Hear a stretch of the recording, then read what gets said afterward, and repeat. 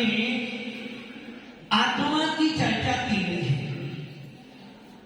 भगवान महावीर की देशना सुनकर गंधर्व व्यक्तियों ने उस आत्मा का और विस्तार किया और आचार्य भगवंतों ने, कुंदकुंज जैसे स्वामी ने, अनेकों आचार्यों ने उस वाणी को लिपिबद्ध कर हम जैसे संसारी जीवों के लिए ये आदर्श प्रकट किया है कि भैया जो जो भगवान महावीर को मानता है, पूजता है, उन पर श्रद्धा करता है, उसको मात्र एक काम करना है। अब वो काम क्या है? निज भगवान आत्मा को जानना है। आपने जीवन भर सबको जाना, आपने जीवन भर छह तत्वों को जाना, जीवन भर 7 तत्वों की चर्चा सुनी, जीवन भर शास्त्र पढ़ते पढ़ते 9 पदार्थों के बारे में जान लिया, अच्छा अच्छा उपदेश भी दे दिया और बड़ी बड़ी सभाओं में जाकर आपने व्याख्यान भी कर दिया। इतने मात्र करने से आप अभी सुरेश जी, इतने मात्र करने से अभी आप कुछ भी नहीं हो। हम क्या सोचते हैं? 2-4 शास्त्र याद कर लिए, 2-4 व्याख्यान कर लिए तो हम कौन बन गए? कौन बन गए? विद्वान, पंडित जी बने। भव्य आत्माओं, गंधर्व व्यक्तियों को संपूर्ण शुद्ध ज्ञान होता है। गंधर्व व्यक्तियों को ऐसा ज्ञान होता है कि चित्तौड़ा जी हमारे बारे में क्या सोच रहे हैं, महेंद्र जी मेरे बारे में क्या जानते हैं, क्या विचार रखते हैं, सुरेश सिंधी जी का क्या थे और आगे क्या करने वाली है, ऐसी सारी बातें गंधर्व व्यक्ति जानते हैं। आपके मन में अभी क्या चल रहा है, किसकी निंदा कर रहे हो, किसकी प्रशंसा कर रहे हो, आपका उपयोग कहां जा रहा है, आपका मन कहां जा रहा है, यही बैठे बैठे इस 45 लाख योजन की सारी बातों को मुनिराज, कितना 45 लाख योजन अर्थात मानसोत्तर अरब, 2 द्वीप और 2.5 समुद्र तक की बातों को जानते हैं वो मुनिराज। वो मुनिराज ये जानते हैं कि आपने कितनी कितनी कथाएं बांधी है और कितनी कितनी कथाएं को आगे करने वाले हो। वो अभी ये भी जानते होंगे कि मैं क्या बोलने वाला हूं, आगे मुझे भी जानते हैं। ऐसे मुनिराज होने के बाद भी वो क्या कह रहे हैं? अभी हमने कुछ भी नहीं किया। आचार्य भगवान नेमिचंद सिद्धांत चक्रवर्ती देव कहते हैं, जब तक तेरे पास में मिथ्यात्व का एक भी कण है, जब तक तेरे को अपनी आत्मा का बोध नहीं हो रहा है, जब तक तुझे अपने भगवान आत्मा से लगाव नहीं हो रहा, समझ लेना तूने अभी तक कुछ भी नहीं किया है। प्रतिदिन मंदिर आ गए, अभिषेक पूजन कर ली, गुरु के पास चले गए, दान दे दिया और यहां तक कि समाज में जो हमारा कह रहे थे ना, काका, मामा और पापा, काका कर लिया, मामा कर लिया, पापा, इसमें तो बुद्धि हमारी बहुत लग गई।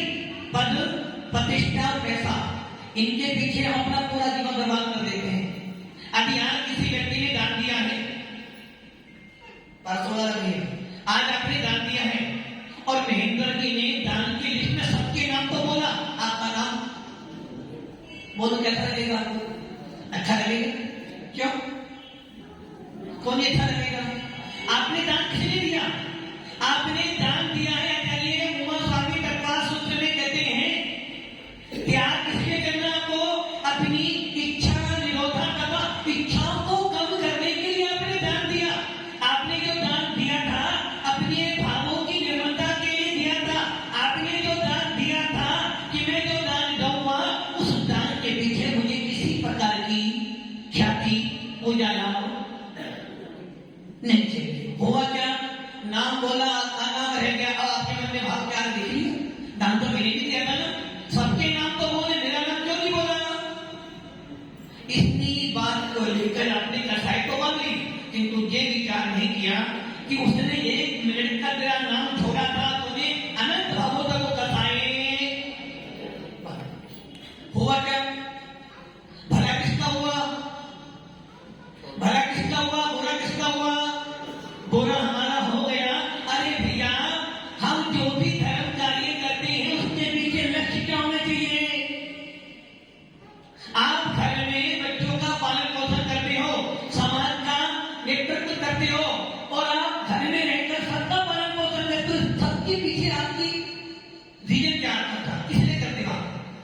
यदि आज मान लो सुरेश जी मुनि सेवा के अध्यक्ष यदि मान लो ये पद उनके पास ना हो, आप उनका नाम बोलोगे? मेंद्री नाम बोलोगे? क्यों नहीं बोलोगे? क्या हो गया? मतलब कि आदमी आत्मा का मूल्य नहीं है, विकारी भावों का मूल्य कर रहे हो। आज सुरेश जी इस्तीफा दे दे, क्या कोई बन जाए, फिर सुरेश जी सभा में आए तो है, सब देख तो रहे हैं जिनको आपको सम्मान, तो आप किसका सम्मान कर? भगवान महावीर कहते हैं भैया शरीर का मूल्य करता है, पद प्रतिष्ठान छोड़कर क्यों नहीं आत्मा में रखता है, उसका मूल्य होता है। भगवान महावीर के पास कोई पद नहीं आज भी, किंतु फिर भी हम भगवान महावीर को ये सत्य है कि समाज देखा देखी बात करता है। कोई भी हो, अभी आज मुनिराज आ गए हैं, अभी मुनिराज तुम्हारे घर पर आ गए हैं तो आपने हाथ जोड़ लिए। यदि मुनिराज विहार कर रहे हो और आप दुकान पर बैठे हो और व्यापार में बहुत ज्यादा घराकी हो तो आपके पास हाथ जोड़ने का निशान है। क्या हो गया? भगवान महावीर कहे इन सब में पढ़कर हमने क्या कर लिया है? अपनी आत्मा को फंसा लिया है। इसलिए भगवान कौन स्वामी कहते हैं भैया भोग और काम की कथाएं सुनना बहुत सरल है, आत्मा की चर्चा करना दुर्लभ है। आप जीवन भर कसाई भावों के लिए, राग देश के लिए तो समय निकालते हो, किंतु कभी एकत्र बृहत आत्मा के लिए समय आपके पास में नहीं। महाराज जी ने आपको उपदेश दिया, कौन सा उपदेश दिया? सुरेश जी कौन सा उपदेश दिया महाराज जी? उपदेश तो अच्छा लगा, अच्छा क्या सुनाएगा उपदेश?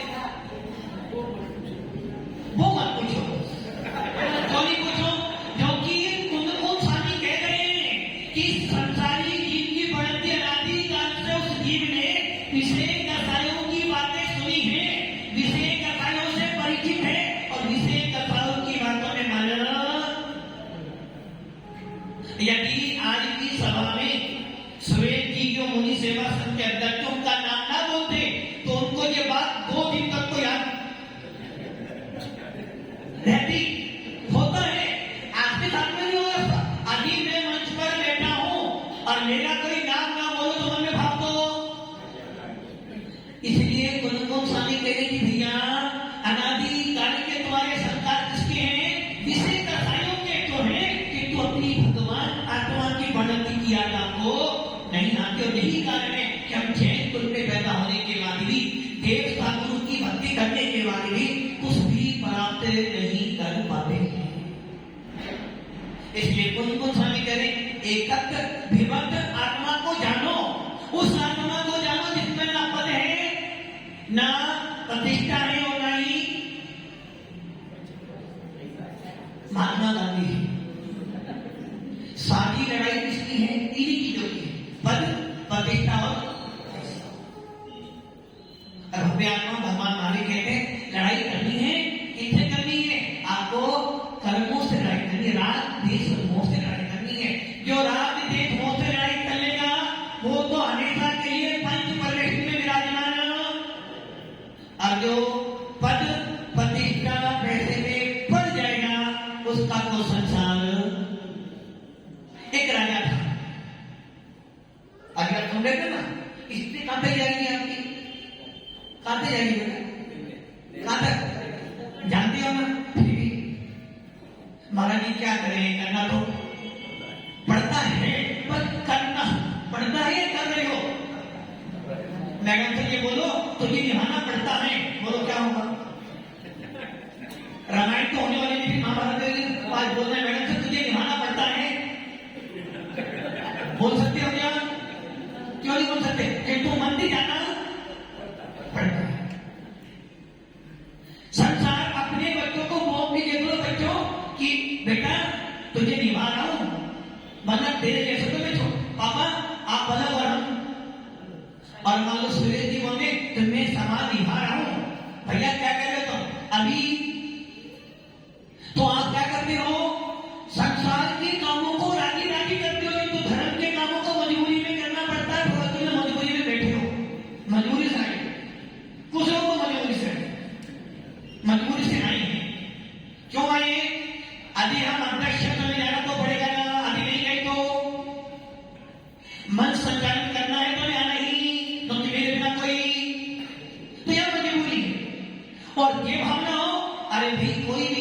मेरे को उपदेश सुनने जाना है।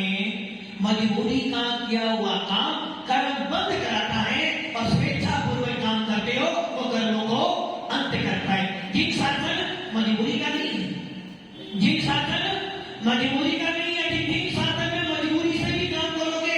आचार्य उनको स्वामी समय सार में कह रहे हैं, एक मुनि समितियों का पालन करता है, पंच महाव्रत का पालन करता है, 3 गुप्तों का पालन भी करता है, दिन में मात्र एक बार ही हार करता है, गर्मी सर्दी बरसात सहन करता है और यहाँ तक कि केशरोशी भी करता है। इतना सब करने के बाद भी यदि उसे अपनी आत्मा से लगाव नहीं है, अपने परमात्मा से लगाव नहीं है, तो कसादा करना अब अपने जैसा वो संसारी है। अब आप सोच लो, जब मुनियों के लिए इतनी कठोर बात कह दी तो फिर आपकी तो भव्य आत्मा राजा था, राजा बीमार पड़ गया, बहुत इलाज कराया, फायदा नहीं हुआ। एक व्यक्ति बोले कि ये राजा ठीक हो सकता है किंतु काम नहीं करना पड़ेगा। मंत्री बोले बताओ क्या काम करना है? बोले वो काम कर नहीं पाओगे आप। बोले नहीं हम कर लेंगे, बताओ क्या काम है? काम ये है कि जितनी भी राजा की रानियां हैं सबको चंदन घिसना है। क्या घिसना है? चंदन घिसना है। बोलो महाराज जी आपके घर में बर्तन साफ करने वाली अलग आती है, सफाई करने वाले अलग आती है, और घर में 2 मेहमान आ जाए तो सोचना पड़ता भी कैसे बनेंगे खाना। ये बात सकते हैं ना? मतलब कि मुनिराज आ जाए तो हमें सोचना पड़ता है कि चौका महेंद्र जी जान तो कैसे चौका लगाते हो। और पहले क्या होता था, मुनिराज आते थे चौका तैयार हो, और आज क्या हो गया है, मुनिराज आ जाए मीटिंग हो जाए उसके बाद नंबर देना पड़ता, भाई 2-3 चौका तुझे लगाना ही पड़ेगा। सुरेश जी लगाना ही पड़ेगा। ये हो गई मजबूरी, और लगाना है ये हो गई हमारी मजबूती। जिन शासन मजबूरी का नहीं मजबूती का नाम है, वीतराग शासन मजबूरी का नहीं मजबूती का नाम बस यही जिन शासन। अभी आपको मजबूरी पड़ रही है, मैं महाराज जी आ गए हैं तो प्रवचन सुनने दो, जाना ही पड़ेगा। और शादी के लिए तो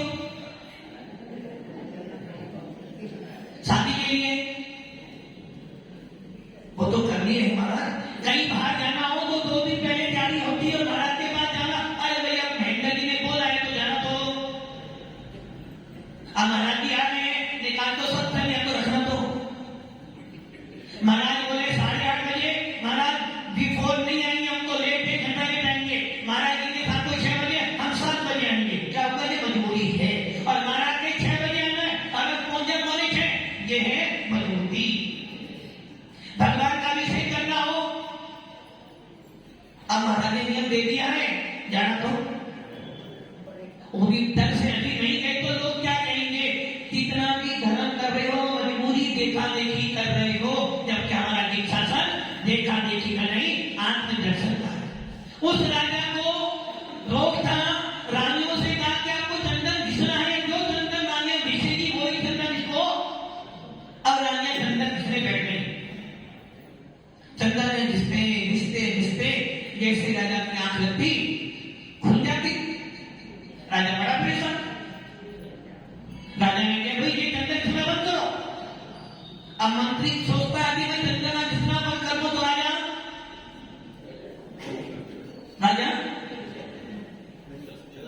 कहा आदि सुरेटी को यमराज वाला पद मिल जाए कि सबको ऊपर ही भेजेंगे।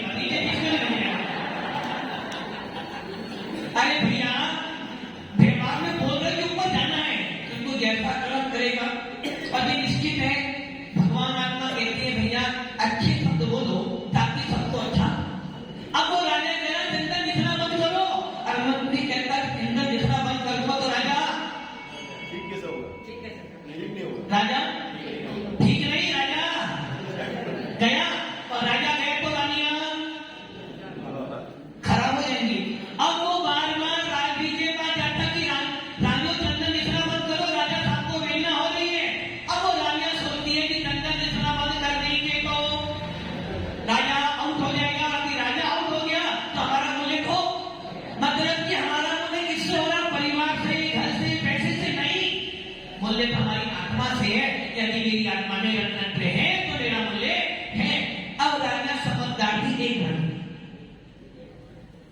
उस साड़ी क्या किया, सबको बोला, बोले एक काम करो, अपने अपने हाथों का सुराग दिखा दो। सुराग किसे कहते हैं? हाथों का क्या कहते हैं? अब आप कितनी सारी महिलाएं बैठी अगर अपने हाथ को देखना, किनके हाथ में चूड़ियां हैं? कड़ा पहन लिया। अब देखो कितना परिवर्तन। पहले के लोग कहते थे जिसके हाथ में कांच की चूड़ियां हो वो सुहागन है। और आपको पुरानी महिलाओं में आज भी संस्कार है, लेकिन आजकल की भगों में तो पापा जी ज्यादा नहीं बोल रहा, हमारी भी लाइफ है। आज पहले बाबूजी थे, अगर पापा जी और पापा जी और मम्मी जी, मम्मी मजबूरी बोले मम्मी जी, और मम्मी तो मजबूरी में बोल रहे पापा जी, शांति से बैठो पापा जी, खाना खाना होगा। उस रानियों में से एक रानी समझदार ने बोला, अपने अपने हाथ का सारा सामान निकाल दो, बस एक रखो। सबने एक एक चूड़ी हाथ में रखी होती, अभी चूड़ी एक भी हाथ में नहीं है तो उसका मतलब है आपा बोले एक चूड़ी रखी सुमान की की और चंदन घिसना। अब राजा सुनता है, अभी तो आवाज आ रही थी, अब आवाज क्यों नहीं आ रही? चंदन घिसना बंद हो गया? कहता राजा नहीं, चंदन तो अभी भी घिसना है, किंतु रानियों ने एक सबक सीख लिया है कि यदि मैं अकेली हाथ में लेकर घिसूंगी तो वेदना नहीं होगी। इसी प्रकार कुछ स्वामी कह रहे आप सब भी घर में रहो, किंतु ये समझ कर रहो कि मैं एकाकी हूं, एकाकी रहूंगा तो लड़ाई कब होती है? तू और मैं कब होते? तू ऐसा। इसलिए भव्य आत्माओं, सभी आत्मा सिद्धांत है, अपने भगवान आत्मा में रहो तो लड़ाइयां नहीं होंगी। अभी महाराज कह रहे थे नमोकार मंत्र की महिमा। भव्य आत्माओं, सवेरे उठते हो सबसे पहले क्या करते हो? जब मरते हो नमोकार, जन्म होता है तो नमोकार, मरण होता है तो नमोकार, खाना खाते हो तो नमोकार, और खाना छोड़ते हो तो नमोकार, एक नंबर जाते हो तो नमोकार मंत्र, और शुद्धि पर जाते हो तो नमोकार, कहीं फंस जाते हो तो नमोकार, और कहीं आनंद होता है तो, कहीं मंगली करनी हो, कहीं घर में बच्चा पैदा हो रहा है या घर में मुहूर्त का सबसे पहले नमो। और भव्य आत्मा कहीं दुखी आता है, जब संकट आता है तो महाराज के पास जाते हो तो नमोकार, और भगवान के पास जाओ तो आप बता दो नमोकार से बड़ा कौन नमोकार से बड़ा? महाराज को बोलना पड़ रहा है कि नमोकार मंत्र के लिए आ जाना। अरे भैया जेल को मिला है, जेल लिखते हो तो नमोकार मंत्र तो पूरे विश्व के अंदर भगवान से बड़ा कोई भगवान नहीं, और नमोकार मंत्र से बड़ा कोई, और दिगंबर साधु से बड़ा कोई संत नहीं। भव्य आत्मा, आपको तो मिला है, जन्म जात मिले हैं नमोकार मंत्र, जिस मंत्र को पढ़ने मात्र से अठट्ठा गुनी निद्रा होती है, जिस मंत्र का एक बार स्मरण करने से पांचों प्रवेशियों को नमस्कार, नमो लोए सर्वे साधना, इतना बोलने से 3,9 करोड़ मर्यादों को नमस्कार हो गया। भूत भविष्य वर्तमान सारे बोली हमें नमस्कार कर, नमो आईरी अनंत, इतना बोलने मात्र से सारे आचार्य भक्तों को नमस्कार। दिगंबर साधु आंख खोलते हैं तो नमोकार पढ़ते हैं, और जब आंख बंद होने वाली होती जब भी नमोकार मंत्र। इससे बड़ा मंत्र आता कौन सा हो सकता है? मात्र श्रद्धा चाहिए। तो आपको अवसर मिला है, उस पंच प्रवेश की आराधना कर लो। मना जाना तो सबको, अब उस विधि के सबको ऊपर भेजेंगे तो अच्छा है, मना करके तो आपके अपने हिसाब से बननी है। तो भव्य आत्माओं, ऐसा पुरुषार्थ करो कि जब यहाँ से जाओ तो लोग यहाँ कोई इंसान ऐसा कर जाओ कि लोग नहीं भैया वो व्यक्ति बहुत जीवन इस धरा का, इस धरा पे सब धरा सब जानते, किंतु फिर भी 99 रुपए तो है, तो एक काम भी, एक तो काम भी है। भव्य आत्माओं, जिन शासन मिला है, मनुष्य को मिला है, देव साधु समान मिला है, अभी इतना सब कुछ पाकर भी संगल दर्शन प्राप्त नहीं किया, सच्ची श्रद्धा प्राप्त नहीं, तो पूरे के पूरे अभागे रहोगे। इसलिए भव्य आत्माओं, हम तो ये कह के आपको ढेर सारे गुण मिले हैं, अच्छा फल मिला है। इस भाव से करने वाला काम करो ताकि आपका जीवन सफल हो। ओम नमः शिवाय। अब जो महेंद्र जी कह रहे थे कि